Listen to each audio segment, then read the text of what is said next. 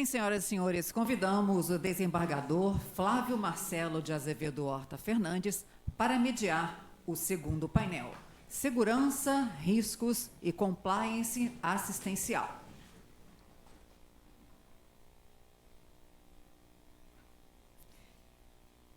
E os palestrantes: o promotor de justiça, doutor Pedro Simão,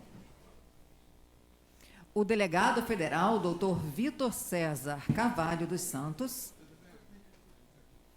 e o juiz de direito, doutor Marco José Matos Couto.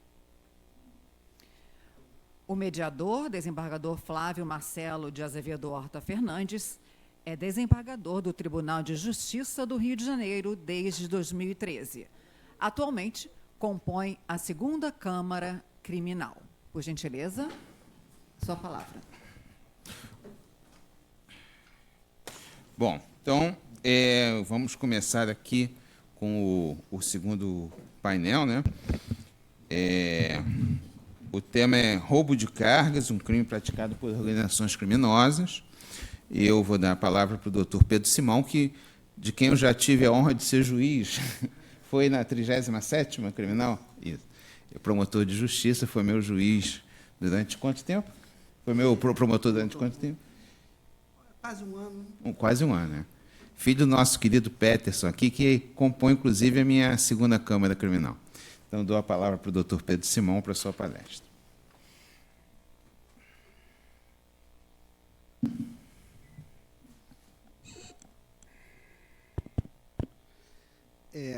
Primeiramente, bom dia a todos. Eu gostaria de iniciar a minha fala cumprimentando o presidente do Instituto dos Magistrados do Brasil, desembargador Jean Albert Saad.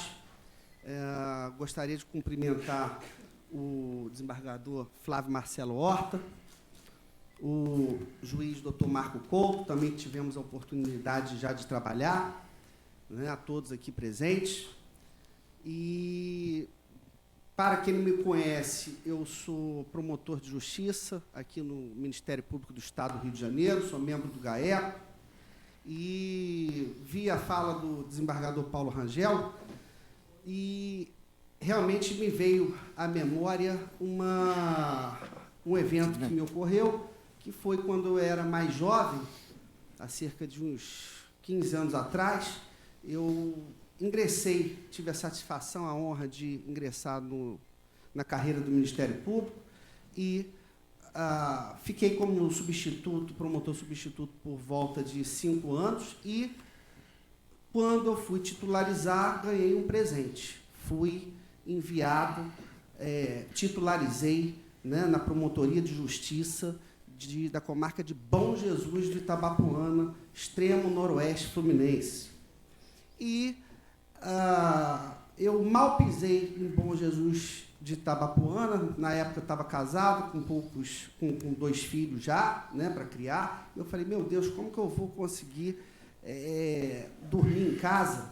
Vou ter que passar a semana inteira trabalhando aqui no noroeste fluminense. E aí, eis que surgiu uma vaga na promotoria de Japeri. Japeri, para quem não conhece, é um dos municípios mais carentes do estado do Rio de Janeiro, um dos piores IDHs do Índice de Desenvolvimento Humano do país. E, naquela época, eu não tinha a mínima pretensão de vir de Bom Jesus de Itabapoana já para a região metropolitana, Baixada Fluminense. Para mim, eu estava ganhando um presente, só de poder dormir em casa. E aí eu concorri e, para minha surpresa, cerca de 5 ou 6 promotores de justiça desistiram e eu consegui vir de Bom Jesus de Itabapoana para a Promotoria de Justiça Criminal de Japeri. Lá chegando, eu cheguei curioso, falei, poxa, eu estou importante, consegui, eu já vou dormir em casa, promotor de justiça novo, a carreira travada, o pessoal do meu concurso estava mais perdido do que qualquer outra coisa. E aí, quando eu cheguei lá, falei, vem cá, me responde uma pergunta. Tiveram 5 promotores, pelo menos, que eram mais antigos do que eu, o critério de antiguidade, e eu vim de Bom Jesus de Itabapoana conseguir titularizar aqui. Poxa, que coisa maravilhosa. Tem alguma coisa que eu não estou sabendo? Ah, doutor, vem cá, deixa eu falar uma coisa para o senhor. Olha, aqui no Arco Metropolitano é um dos maiores índices de roubo de carga do estado do Rio de Janeiro. Obrigado. E eu, garoto, na época, peguei e falei assim, olha, mas o que tem? Isso aí é como um crime comum. Não, doutor, deixa eu explicar como é que funciona. O pessoal do tráfico de drogas daqui da localidade, do Comando Vermelho, eles pegam, emparelham o carro com o caminhão de carga, né? E botam uma escopeta, uma 12, conhecida vulgarmente como 12, e estoura os miolos da própria escolta do caminhão. E, além do latrocínio, pegam o motorista, leva para dentro das comunidades, onde existe um poder paralelo, e aí é isso que está acontecendo aqui, doutor. Aí eu falei, aí é que eu fui entender. Então, pode, por favor, colocar na apresentação que eu coloquei? Então, eu gostaria de dizer a todos aqui, né, que existem crimes que ferem pessoas, mas existem crimes que, pior, adoecem a sociedade inteira. E o roubo de cargas é um deles. É um crime silencioso, ainda pouco debatido, quase invisível aos olhos da população, mas talvez um dos mais cruéis e socialmente devastadores que existem. Porque ele não termina na violência da estrada. Ele atravessa cidades, entra nos mercados, alcança as farmácias, encarece o alimento, sufoca o trabalhador e, o pior, faz o cidadão de bem pagar, sem perceber, a conta da criminalidade. Muitos ainda acreditam que esse delito atinge apenas empresários ou seguradoras. Não. O verdadeiro alvo sempre foi a sociedade. Isso porque cada carga roubada leva mais do que mercadorias. Leva a própria dignidade das vítimas, leva a tranquilidade da população, leva o direito do povo de viver sem carregar nas costas o peso invisível do crime organizado. Enquanto muitos enxergam apenas um caminhão roubado, as instituições públicas devem enxergar, sim, a mãe que já não consegue comprar o básico em razão do aumento dos preços. O trabalhador que vê o seu salário perder o valor. E uma sociedade inteira sendo ferida silenciosamente. Precisamos despertar, porque não basta apenas endurecer leis penais, embora isso seja necessário. O combate a esse tipo de crime exige consciência coletiva, existe também cooperação institucional, inteligência, prevenção e, acima de tudo, a união entre todos aqueles que ainda acreditam que a honestidade vence o crime, não pode continuar sendo castigada todos os dias. Nenhuma sociedade vence o crime apenas aumentando penas, se continuar permitindo que o silêncio esconda a profundidade da ferida comunitária causada pelo roubo de cargas. O roubo de cargas não é apenas um crime patrimonial, é um ataque à alma social de um país. E talvez sua maior força esteja justamente no silêncio que o cerca. Porque o que não é discutido não é combatido, e o que não é combatido cresce. Porque quando o crime consegue transformar o sofrimento coletivo em lucro, não é apenas a segurança pública que está em risco, é a própria dignidade da pessoa humana. Então, preparei uma fala né, sobre o crime praticado por organizações criminosas, que é o roubo de carga.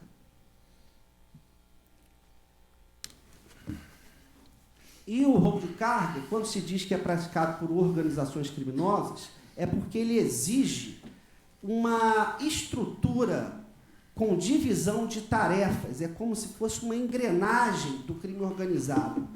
Não se existe roubo de cargas apenas com dois criminosos de alguma comunidade que vão lá, resolvem saquear uma carga. Não, existe planejamento. E esse planejamento tem pelo menos 3 fases.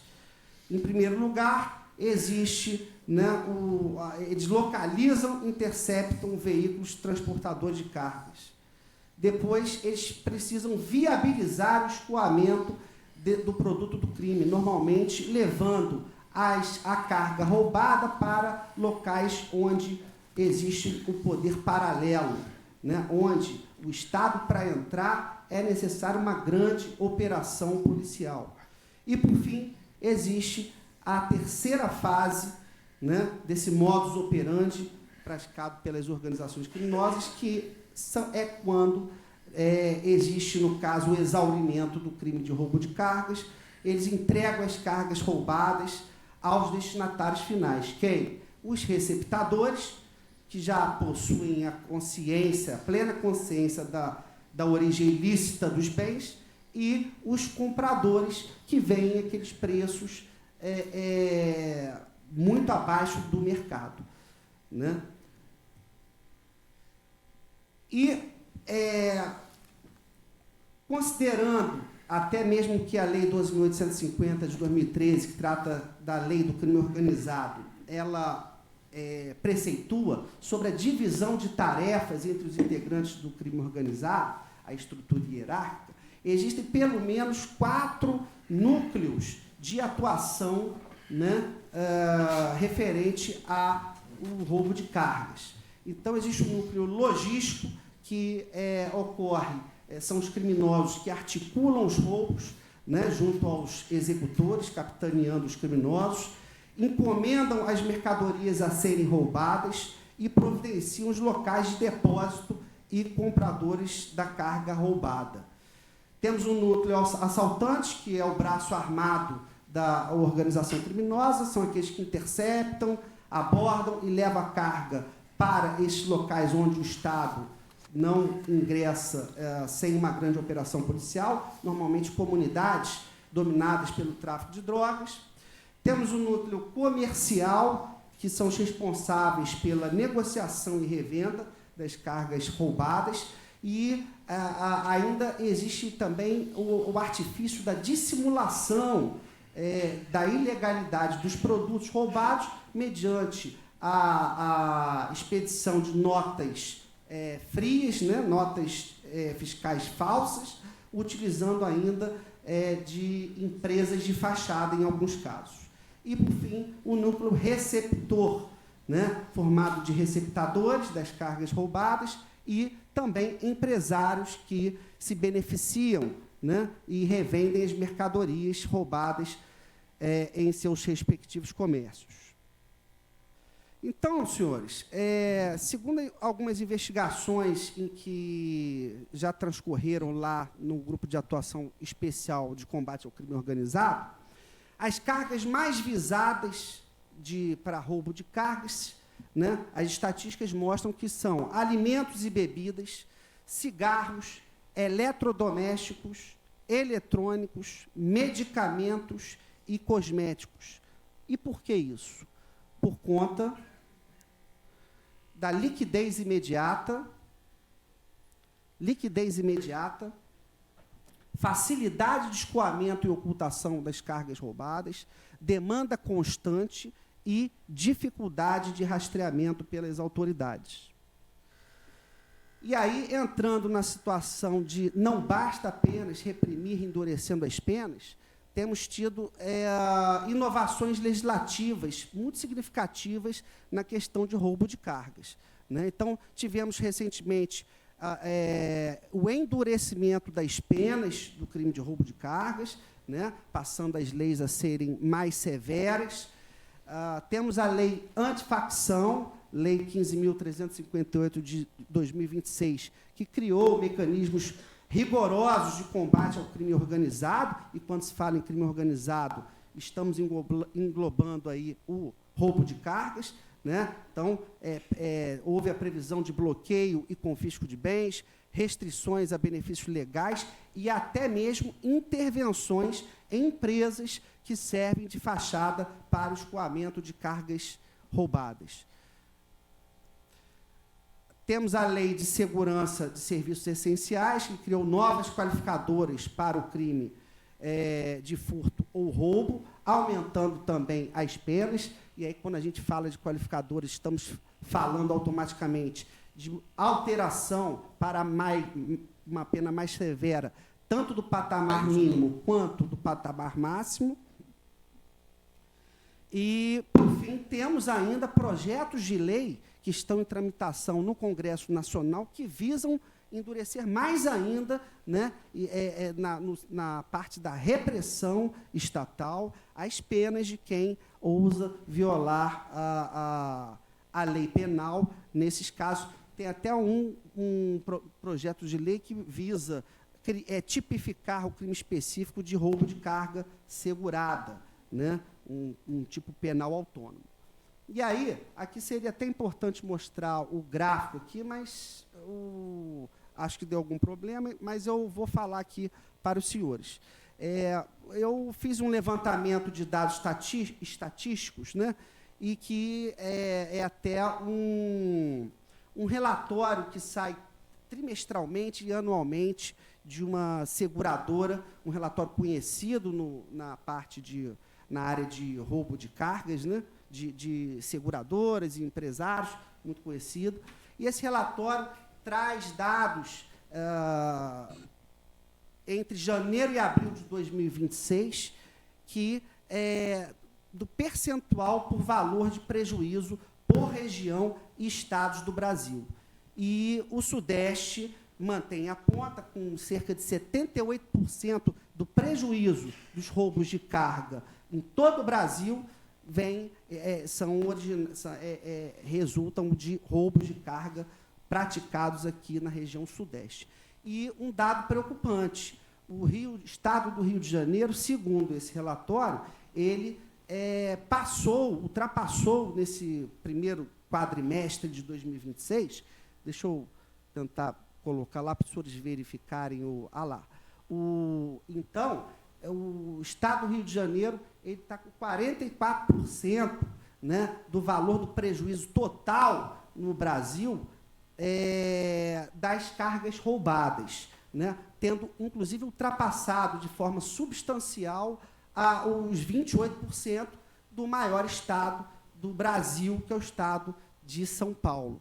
Então, 44% de tudo que é roubado, de cargas roubadas que ocorrem aqui no nosso país, 44%, segundo esse relatório, ocorre aqui no estado do Rio de Janeiro. Mas aí os senhores podem dizer, não, mas aí não são dados públicos, mas aí é que está. A gente vai para dados públicos de uma ferramenta, inclusive, que é muito boa, né? Que é o Conecta, do Instituto de Segurança Pública. Então, são dados públicos, né, do estado do Rio de Janeiro, e o ISP, por meio dessa ferramenta Conecta, utilizando o período de referência de janeiro a abril de 2026, ele traz lá, e aqui, vejam bem, são registros de ocorrência, o que não descarta, o desembargador, a questão das cifras ocultas do crime. Porque tem um empresário que fala, isso não vai dar em nada, eu não vou lá, porque o meu motorista disse que não viu quem é que roubou, não sabe para onde é que foi, e eu não vou recuperar a carga, já paguei o seguro, então a gente repassa para a seguradora repassa de novo para o empresário, e a gente repassa para onde? Para quem vai realmente pagar essa conta, que são os consumidores. É o preço que repassa para o preço, e é o consumidor que acaba pagando essa conta da criminalidade. Então, o ISP apontou que dos registros de ocorrência formais em delegacias de polícia, houve um aumento entre janeiro a abril de 2026 de 32%, senhores. E aí nós estamos falando de dados preocupantes. Por quê? Porque são dados públicos, né? O que não exclui as cifras ocultas de quem não registra esse tipo de crime em delegacia, até mesmo por conta da extrema violência, né, dos criminosos. Conforme eu disse, lá em Japeri, eles paravam e matavam a própria escolta. Para quê? Para roubar mercadorias, né? Então, segundo esses dados públicos do ISP, nós tivemos um aumento de 32%, é praticamente 1/3 a mais, né? A gente sabe que os dados de segurança pública são dados sazonais, né? Eles aumentam, diminuem, né? Mas 1/3 de aumento realmente é um aumento bem significativo. E aí, ali é um mapa da região metropolitana, que é onde, disparado, o maior índice de roubo de cargas aqui fica sediado aqui na região metropolitana, e além da região da cidade, do município de Magé e de São Gonçalo, nós temos 4 vias onde os criminosos, né, eles têm priorizado para a prática desse crime tão vil, que é o roubo de cargas. Então, nós temos aí a Via Dutra, o Arco Metropolitano, né, a rodovia Washington Luiz e a Avenida Brasil também. E aí, voltando à questão da necessidade de consolidação, né, de debate, maior debate, de estratégias preventivas, como eu afirmei aqui, que não basta endurecer as leis penais, porque o criminoso organizado, ele não está nem aí se a pena está mais alta ou está mais baixa. Ele quer executar o crime, escoar a mercadoria e pronto, né? Então, nós temos que pensar em estratégias de prevenção a esse tipo de crime, de roubo de cargas. E aí, eu já me encaminhando para o final, nós temos a Lei 13.675 de 2018, que trata, né, disciplina, organização e funcionamento dos órgãos responsáveis pela segurança pública. Cria a Política Nacional de Segurança Pública e Defesa Social e institui o SUSP, Sistema Único de Segurança Pública, o SUSP. E aí, o que diz? Não é uma lei muito conhecida, mas na área da segurança pública, sim. Né? E o que o artigo 1º dessa lei prevê? O que nós precisamos implementar concretamente, tem que sair do papel do desembargador. É o quê? É a atuação conjunta, coordenada, sistêmica e integrada de todos os órgãos da segurança pública. Então, é esse debate em articulação com toda a sociedade, porque esse problema recai, no final das contas, no colo da sociedade, né? Então, é essa articulação que vai fazer, talvez, reduzir os índices de roubo de cargas, né? E também, a gente sempre, além do roubo de cargas, da carga, que é uma mercadoria, é um objeto, nós temos que pensar na dignidade humana da vítima, porque muito se fala, né, sobre a dignidade humana do réu. Tudo bem, tem que haver também. Mas e a vítima? E o trabalhador que sai cedo de casa para poder fazer uma escolta de uma carga e nunca mais vai voltar e nunca mais vai poder conviver com seus familiares, não vai poder criar os seus filhos, não vai poder ver seus filhos. E eu, como pai de família, penso dessa forma. Então, mais do que mercadorias, nós temos também a vida, né, dessas vítimas desse tipo de crime. Então, estratégias preventivas têm que ser realizadas, implementadas concretamente, sair do papel, sair da lei, tanto entre as instituições públicas nesse debate, mas também existem medidas de prevenção que devem ser adotadas de forma constante, contínua, né, no setor privado. Então, por exemplo, atuação conjunta e coordenada entre os entes federativos, com o fim de prevenir a prática criminosa de roubo de cargas. a segurança pública, mapeamento das áreas de maior incidência de roubo de cargas. E, no âmbito da segurança privada, ou seja, os próprios empresários e seguradores, é importante o quê? A adoção de medidas de segurança que vão desde a gestão das rotas e paradas até a implementação de tecnologias de rastreamento e segurança física. Nós sabemos, o setor de cargas, né? O sindicato sabe muito bem que, hoje em dia, os criminosos eles se utilizam muito daquela ferramenta chamada jammer. Esse jammer, ele é o quê? O criminoso coloca ele dentro do caminhão roubado e ele bloqueia o sinal do rastreador. Então, a questão do mapeamento das vias, que já se sabe, a segurança pública já sabe aonde que é a maior incidência. Então, é necessário o monitoramento, que me parece que já foi implementado, monitoramento em todas essas vias expressas, mas, o mais importante, maior policiamento, né? Então, paralelamente a isso, é importante também a capacitação contínua dos motoristas, né, pelos empresários, para se saber também quem eles estão contratando, né, se existe rigidez naquela pessoa que está sendo contratada, porque também existe a questão o criminoso dá o destino ali do caminhão, a rota, isso aí é um facilitador para o crime organizado. Tá bom?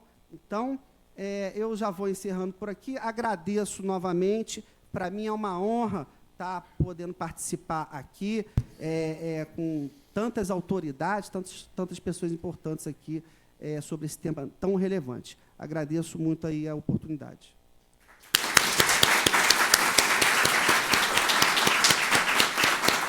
Só ao final, tá? Bom, sem dúvida nenhuma, o Peterson deve ter muito orgulho do filho. Eu tenho um filho também que é juiz em São Paulo. Eu sei que esse tipo de coisa dá muito orgulho na gente. Agora, antes de passar a palavra para o doutor Marco Couto, o segundo palestrante seria o doutor Vitor César Carvalho dos Santos, mas que, por algum motivo, não pôde estar aqui hoje. O tema dele seria a retomada do território, os reflexos na redução dos índices de roubo de cargas. Eu estive aqui mais cedo e vi a palestra do desembargador Rangel e, realmente, complementando até o que o doutor Pedro falou, a gente tem que fazer uma integração entre os órgãos de segurança, mas eu acredito também que nós temos que mudar a mentalidade do Poder Judiciário. O Poder Judiciário, são as decisões que o desembargador Rangel citou, o Poder Judiciário, ele no Brasil, em todos os níveis, desde o STF até o juiz de comarca única, ele toma decisões em matéria penal utilizando pressupostos errados, utilizando conceitos do que seja crime organizado, do que seja criminalidade, errados, que já estão datados. São coisas que se falava no final do século XIX, são conceitos do final do século XIX que hoje em dia já não se aplicam mais. Então, eu acredito que a gente tem que começar, por exemplo, com o que o doutor Pedro falou, privilegiar a proteção da vítima. Eu, outro dia, vi um jornalista, uma coisa antiga, né? O Ricardo Boechat, ele criticando uma decisão de uma juíza e falando que ela falou o seguinte: não, eu estou aqui para garantir os direitos fundamentais do réu. Não, não está, não. Ela está ali para julgar. Ela tem que garantir os direitos fundamentais do réu, mas também tem que garantir os direitos fundamentais da vítima. A vítima não pode ser submetida a humilhações, não pode ser submetida a constrangimentos, e isso veio se materializar na questão da legislação com essa lei Mariana Ferrer, né, que diz justamente isso, que a vítima não pode ser humilhada, não pode ser menoscabada. E as pessoas pensam que a lei Mariana Ferrer só se aplica a crimes sexuais. Não, se aplica a todo tipo de crime violento. Então, a vítima de roubo de carga também tem que ser privilegiada, também tem que ser protegida. A vítima do homicídio também tem que ser protegida. A vítima da violência doméstica também tem que ser protegida, não pode ser humilhada. Não pode chegar alguém e falar assim: você reconheceu o fulano lá na delegacia, mas você é vítima de falsas memórias, você reconheceu por falsas memórias. Isso é um constrangimento na vítima. Se você não tiver um elemento concreto para dizer isso, você está humilhando essa vítima. Então, eu acredito que a gente tem que mudar também a cabeça do Poder Judiciário, e nisso o Instituto dos Magistrados Brasileiros ele tem um papel extremamente relevante, porque a gente tem que levar esse tipo de conceito para os juízes. Os juízes não podem mais viver, como o desembargador Rangel falou, numa torre de marfim. Ou seja, sai da Zona Sul direto para a cadeira de juiz, sai, na verdade, do quarto da casa dele, onde ele estudou, e vai direto para a cadeira de juiz e não tem a menor noção da realidade. Ele pensa que o que o Michel Foucault falou se aplica. Não se aplica mais. Ele morreu. Os conceitos dele estão todos datados. Então, a gente tem que começar a falar isso. Tem que começar a falar isso. Michel Foucault não se aplica mais, não se pode levar a sério. Ele só é levado a sério aqui no Brasil, em nenhum lugar do mundo ele é levado a sério. Então, a gente tem que começar a exigir também do Estado, porque com essas novas leis, e eu acredito que venham outras leis, eu acredito que sejam necessárias outras leis, até mesmo na área de processo penal, inclusive para melhor proteção da vítima, você tem que mudar a questão do reconhecimento pessoal, você tem que mudar a questão da busca domiciliar, você tem que mudar a questão da busca pessoal, tornar a lei mais específica, justamente para isso, para você poder proteger melhor a vítima e para que você possa apurar melhor os crimes e encarcerar. Vamos ter que começar a encarcerar, sim. O caminho é encarcerar. E, para encarcerar, a gente tem que começar a exigir dos poderes públicos que construam presídios. Temos que construir presídios. Como o nosso presidente Bukele fez em El Salvador. Tem que começar a construir 5 presídios. E tem que começar a mudar a cabeça dos magistrados para saber que crime organizado não é gerido de dentro de presídio. Os chefes do crime organizado não estão dentro dos presídios. Quem está dentro do presídio é, no máximo, um consultor, que já foi chefe alguma vez.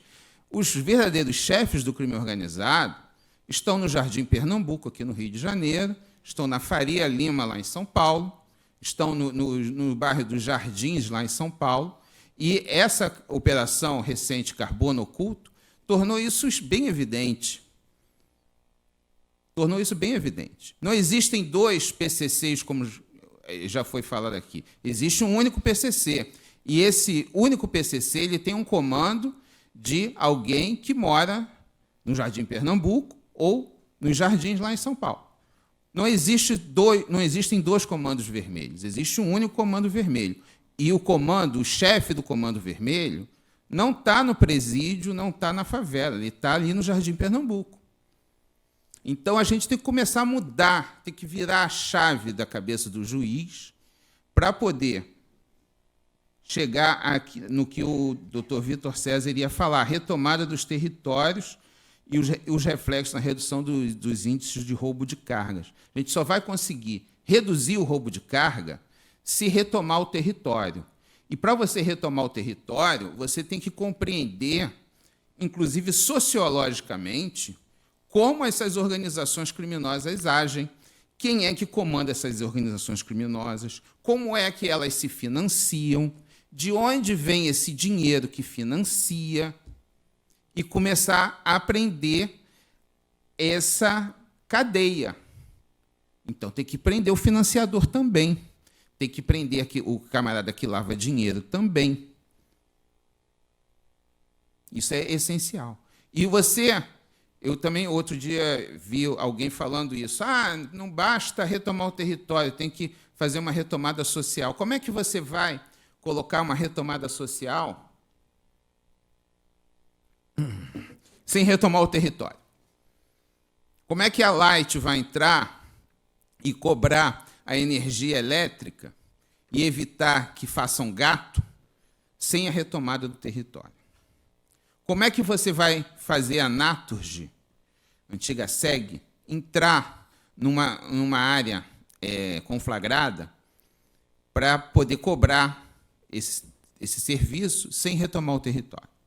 Como é que você vai evitar que o crime organizado controle todos esses